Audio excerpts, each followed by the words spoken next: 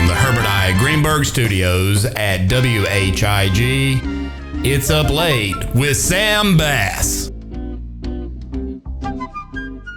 Thank you, Scott Smith, and welcome to Up Late with Sam Bass. Our guest tonight is John Liu. He's an attorney here in town, but that might just be the least interesting thing about him. Stay tuned to find out more about him. But first, some local news.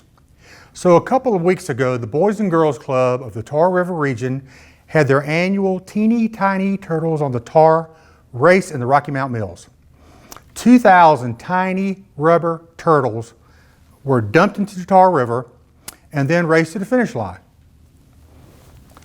Let's just hope the only thing dumped into the Tar Rivers were the turtles that weekend, because you might remember a few months ago in April that we had a sewage spill from a heavy rainfall that overwhelmed the sewer system, and something like 1 million gallons of raw sewage went into the Tar River.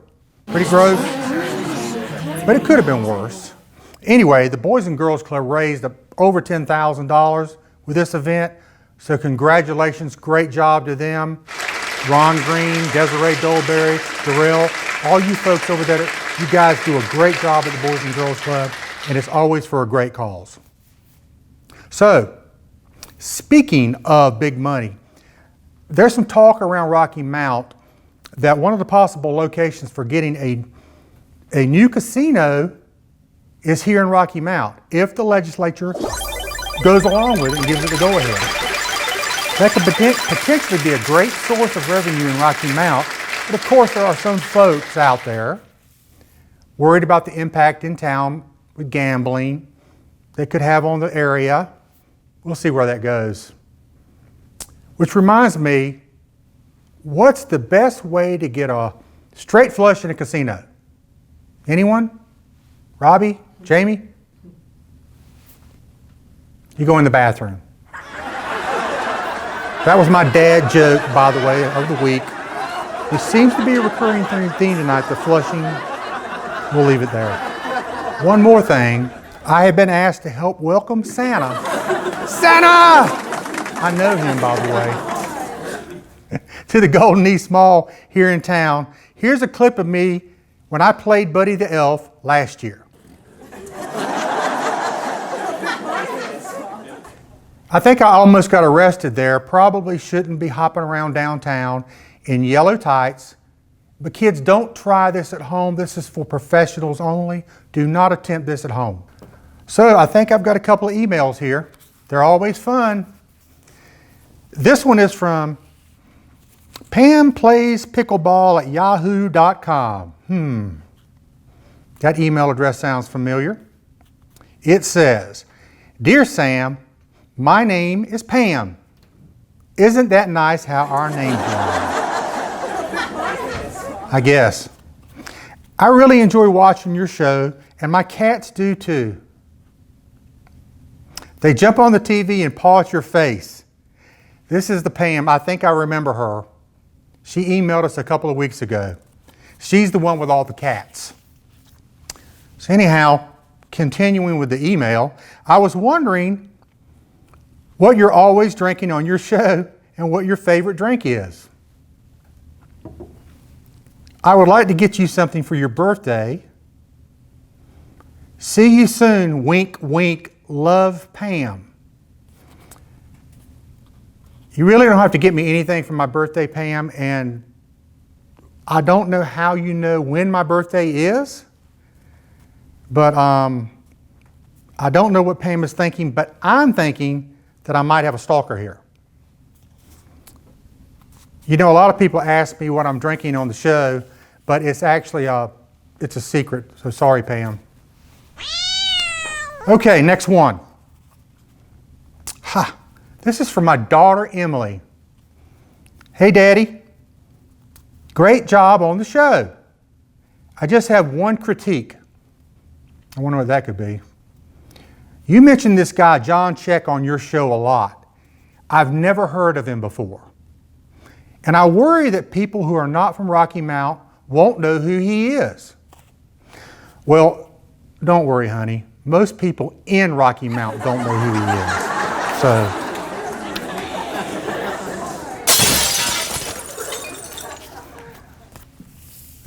we actually had a snail mail come, so that's odd to get a snail mail. I don't know who sends those these days, but we have one. I have not opened it, but I'm going to open it on the air just for the excitement of seeing what it's all about.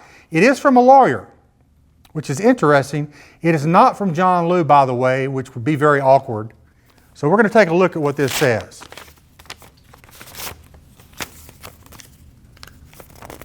If I can open it. Okay. Dear Mr. Bass, our law firm represents John M. Check. This letter serves as a notice to you that you are to immediately cease and desist all harassment of our client, including both references to his show and his person, as he finds them both annoying and offensive. If you do not cease and desist immediately, I will be forced to take appropriate legal action against you, and you will be forced to make a public apology to my client on your show. This is actually funny because if you want to have a public apology that anybody were to hear, it would have to be on my show because people actually watch it. So anyway, that's it for the emails. Sit tight, John Liu is next.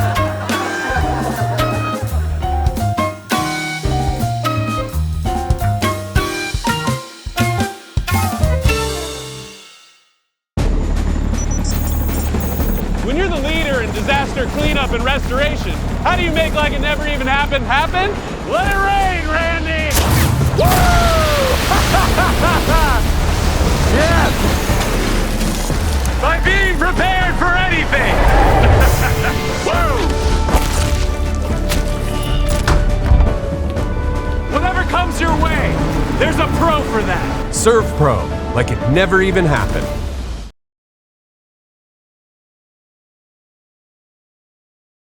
Hey, welcome back. I'm sitting here with my special guest, Mr. John Liu. Great to have you here, John. Glad to be here, Sam.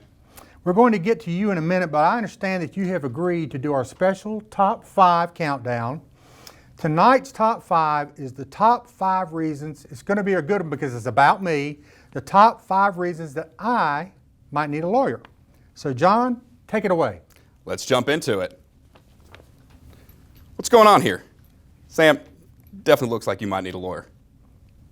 Well, I'll tell you, John, that picture there, I was actually in the wrong place at the right time. That's how a lot of things happen. The guy next to me in the red shirt there is a very shady character.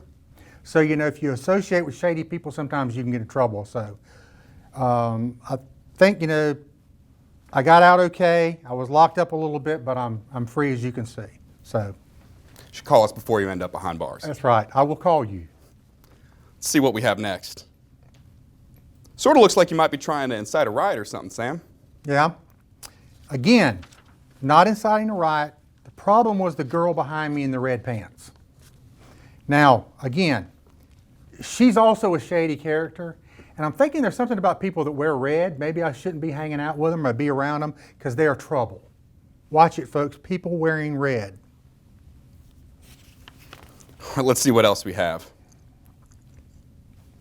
Look at her expression. Sam, I'm willing to bet you just said something really offensive. Right. Can we get a close-up of her face? I'm going to tell you something, John. This is Emily Wagner. She is a really good friend of mine. And all I was doing was asking if she could, well, there was something about her trombone, but at this point, Sam, let me stop you. Just don't say anything else. I'll plead the fifth, okay? Take that. What do we have next? Oh, Sam, I'm not even sure what I'd call this, but there is definitely some potential for illegal activity. In fact, I think the fashion police would like to have a word with you. Well, as I mentioned before, I did do a little Buddy the Elf work last year. And in that particular picture, I am striking my Bigfoot pose. You know, the one where they catch Bigfoot coming through the woods. So that's what that is.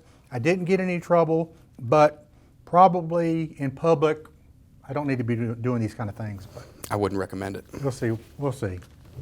Let's check out the last one. Sam, now I don't even have to tell you why you might need a lawyer for this one. I believe you got the letter, right? I did. Okay. Listen, you know, I have a feeling Chet's going to eventually try to get even with me. We'll see what he's got going on. He's a really good-looking guy, though, in that picture, isn't he? But I feel like all of this has been a setup and that these were all taken out of context. So with that being said, I will defer to my lawyer. So we're going to move on from there. I've got you covered. That's the end of this great top 5 list. So we're going to move on with our interview. I want to talk to you a little bit about this gentleman because he's such an interesting character. Maybe character is not a good choice of word. Interesting lawyer. Guy, I've been called worse, don't worry. I guess so. So, John, in every show that we shoot, the intro, you're in the intro sitting at the end of the bar. So you've been on every show and you'll be on every show unless we change it. Now let me ask you a very important question. Have you ever watched the show? I have not. That just makes me feel great. The guy's on every show and he's never watched it. Now I've seen the intro. Okay, well, because he's in it. But I promise you he will watch this show. You better believe it. So, are you local? Are you from this area? Not originally, Fuquay Varina. Fuquay, the Quay as they call it. Quay. So how long have you been in the area? Moved out here in 2021, kind of right in the midst of COVID. Yeah, 2021. Those were times everybody's wearing masks and all that business. Yeah, it's a blur to me. Yeah, well, to all of us that is actually. So, family, you're married, kids, animals, that kind of thing? Married, 2 kids, dog and a cat. All right. So, I saw a picture of you skydiving. So what is the deal with that? Oh, yeah, let's see. Back in high school, I didn't do much of anything interesting, and I was interested in somebody who was a pro-am snowboarder, and I figured I needed to do something that was cool. There you go. And a friend purchased a tandem skydive for me, and it was life-changing. I made the decision that day. I said, "This is that cool thing that I'm gonna make mine," and I have never turned back. The rest is history. So you actually taught skydiving. So I'm assuming when you teach it, you just push them out of the plane and say, count to 10 and pull the ripcord. Exactly. And if you land, you get to do it again. So we have a picture of you jumping out of a plane upside down. Did you actually do that on purpose? Of course, I did a gainer. So what? It's called a gainer. Okay. Well, I've seen that in diving. Same thing. So it's diving out of a plane. Why not? Okay. So have you ever had any close calls while skydiving? Several. So what happened? Got knocked unconscious one time. That was pretty scary. I've had students go low on me before. That's not fun to have to chase those. I've known too many people that have unfortunately passed away doing it. Oh boy. It happens. The longer you stay in it, it's naturally going to happen. But most of those can be attributed to user error. So as long as you are focusing in on those, your safety procedures and making sure that no matter what happens to you, you know how to handle it, follow through with your training and you should live to see another day.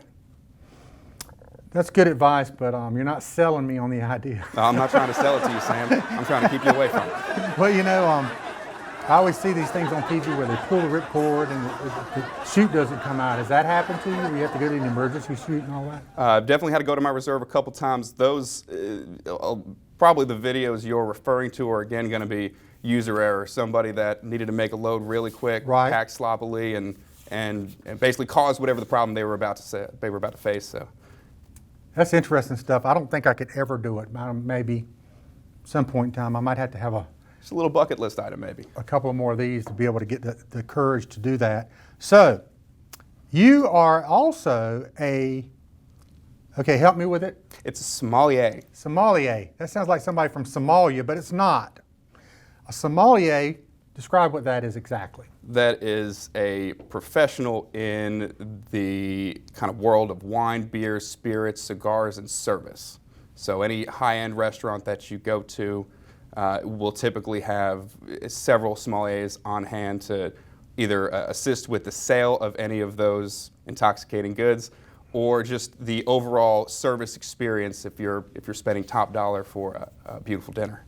So I know we talked a little bit at one time. You were telling me about the reason why you got certified for this. Right. and the circumstances behind it. Kind of share that with us. Sure. I was working at the Angus Barn out in Raleigh, and I asked my boss for a raise. That's something that is uncommon in the restaurant industry. The result was, all right, well, we will teach you how to have higher check averages, how to sell more of our products. If you want to make more money, that's the fastest way to do it. And she was 100% correct. So the funny thing is, after he told me that, I had remembered, this actually came up in my Facebook memories, where somebody posted a check from the Angus Barn when Eli Manning was in town with his brother Peyton, and they were working with Coach Cutcliffe out at Duke. They had gone out to the Angus Barn and left a huge tip. And so I'm thinking, I actually looked at it, and the server was John, Jon. And so I'm thinking, this has got to be John Liu. So I sent it over to John, and what was your answer on that? That was absolutely not me. He was fired immediately. So fired immediately for sharing that on Facebook, so you got to love that. So let me ask you this situation. Has there ever been a time where you've combined skydiving with the sommelier? I'm saying that wrong? Way wrong. Okay. Sommelier. Okay, sommelier. Yeah, there you go. Perfect. Is there a time you've ever combined the two? Combine the two. Well, I wouldn't recommend drinking and jumping out of a plane. So no, I don't think I have. I've certainly taken some of my coworkers and some guests on that experience, but never the two together. Well, I'm going to tell you, if you're going to get me to jump out of a plane, you're going to have to recommend a good bourbon before I go. I have one in mind. Okay. Well, that'll work for me. So, you're also, our crack research team has really done some research. They're out of Macon, North Carolina. Okay. They've done a lot of research on you. You're also an avid sportsman? That is correct. Outdoorsman is what I would call it. Outdoorsman? So what do you do? Fishing, hunting? Mostly upland bird hunting and fishing. Okay. So your dog, it was GSP. I didn't know what that was. I had to look it up. You've seen him before. German short-haired pointer. Right. Exactly. So Powerhouse of you're a energy. hunting dog. Yes. So tell me a little bit about what y'all do as far as what are you hunting? It's a bird dog. Right. Okay. Tell me a little bit about that. So I mostly hunt quail and pheasant when possible, and part of the joy is just watching the instinct of this dog to be able to do what he has been bred to do through generations. Very little training was necessary to get him up to speed on how to loose leash a bird. So it's almost like it's inbred in their system to know how to do it because all of their ancestors have already done it. 100%. That's all they do. From 8 weeks old, this dog knew how to point, and he didn't know why he was doing it. Wow, that is really cool. So have you ever gone out hunting? And I just watched the recent episode of the Andy Griffith Show and folks, kids, if you're watching out there, the Andy Griffith Show was a show that was made in the 60s. I need to do this disclaimer that old folks like me still watch these days. But anyhow, it was the episode where Barney and Gomer got lost in the woods. Have you ever got lost in the woods and had to get somebody to come help you? No, fortunately not. I never go too far from the truck. Okay, so that tells me you know what you're doing. They didn't know what they were doing on the show, but you know what Probably you're not. doing. So have you ever seen a bear up close? I have. How close was it? Not too close because you're still here. Not too close, but close enough to where I'm watching him and he's watching me. Okay. So was that like 100 yards? Or? Probably about 100 yards, 150. Yeah. Okay, you ever... Close enough to worry. I can imagine. How about any brushes with a Bigfoot? No Bigfoot yet, though I have seen some weird flying things in the sky. But Really? we'll talk about that for another day. Well, that's currently going on in Washington right now. So you've never seen a Bigfoot, but you've never seen an elf do a Bigfoot pose, right? No, but I feel like I'm about to see it. Well, you may have already seen it. So tell me, you also hear that you really like to visit the U.S. national parks. Oh, yeah. And you've got a goal set and a bucket list. Kind of tell me about that. I've had to expand on my goal. So I was originally shooting for 30 under 30. I've passed through that 30 threshold. So now I'm going for 40 under 40. 40 national parks before the time I hit 40. I think I'm at 23, 24-ish. What's your favorite so far? It's going to be probably the most touristy one. I love Glacier National Park in Montana. That's pretty soon going to be gone. From when my parents were there years ago, decades ago probably. At that point, the glaciers were obviously more substantial. From the time that we went, a lot less, and probably about the time that my kids are able to go, they might be non-existent. Wow, it's kind of sad. But you, What's your next one on the list to see, or your bucket list? We've been trying to plan a trip up to Alaska. There's several up in Alaska that I need to hit. Gates of the Arctic, Denali, yeah. But it's Alaska. It's a little tough to get up there. Yeah. And I'll be doing some salmon fishing whenever I do get up there. Yeah, well, while you're doing this, maybe you can start trying to go to all 50 states at the same time. I do have one of those scratch-off maps for it. I'm working toward it. There's some places, though, I probably won't ever end up. Well, maybe you can do 50 by 50. Yeah. I think I have plenty of time the for that. two hard ones are Alaska and Hawaii. Haven't been to either, but well, they're in the works. You got plenty of time, yeah, man. You're a young guy. We can make it happen. So, again, crack research staff. They did a good job. I think they've been looking in your windows if possible. Your hobby is woodworking. Correct. Tell me about that a little bit. So I've kind of always been I grew up around construction, so I did more of kind of large format framing and construction lumber type work. In law school, I started to do more of the kind of fine woodworking, smaller pieces, and working with hardwoods, and I've mainly used that in restoring old furniture. My mother collected antiques, her mother collected antiques, and we have storage units full of really old pieces that needed some TLC. Please do not mention storage units to me.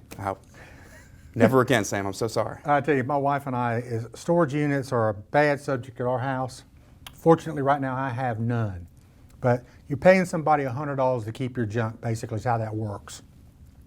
So I do have one final question for you. It is our random interview question. Okay, let's hear it. Okay, you ready? Sure. It's actually a 3-part question. You're really testing the limits here. Well, I have a lot of confidence in you, John. Okay. And I'm going to take notes on this one because I really want to know what you say. So what I want to know, if you were sitting outside relaxing one night and you wanted to play one album side, you wanted to pair that with a cocktail or beverage of your choice and a cigar, give me what you would come back with as that perfect evening. All right, I'm listening to Toys in the Attic, Aerosmith. I am smoking a Victor Sinclair 55 white label, and I'm drinking a Knob Creek Manhattan Uphold the Fruit. Now this is my kind of guy right here. I know how to have a good time. Man, thank you, John. That is great. That's a great answer. I'm going to have to get back with him after the show and write all that down because some of it went over my head. I thought maybe he would say he was listening to John Mayer drinking Boone's Farm and smoking a Hava Tampa. But he's way over that, folks. So that's great. That's a great sounding list. The Aerosmith, I love that. That's my era. I didn't even know you knew who Aerosmith was. But that's a great thing. So yeah, we'll have to have a little bit more faith in my generation. Oh, come on, we're not all lost causes. There you go. Well, that's good to know. Well, look, John, thank you so much for being on the show, man. It's been a good time with you. I hope you'll come back and see us sometime soon. I will. Thanks for having me. Hi, buddy. Thank you. Ladies and gentlemen, John Lew.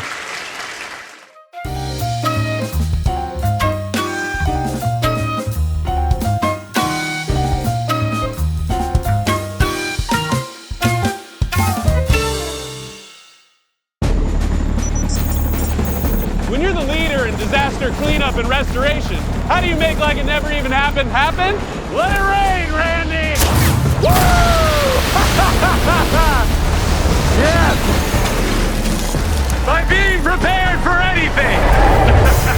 Woo! Whatever comes your way, there's a pro for that. Serve Pro, like it never even happened.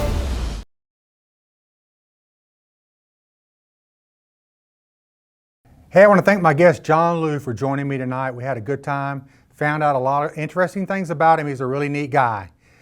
I want to go ahead and tell you next week, we're going to have Tamisha Lynch. You might ask me, who is Tamisha Lynch? She is the candy queen. I don't know if you've ever seen her food truck around, but I was actually with her on an episode of Diners, Drive-Ins, and Dives on the Food Network with Guy Fieri. He likes to be called Fieri, but I'm calling him Fieri, so I'll piss him off. So anyhow, that episode's coming up next week. Make sure you catch that episode. And listen, thanks again for watching. Every Thursday night at 10 o'clock right here on WHIG, you can catch my show. So make sure you tune in, and I'll see you soon.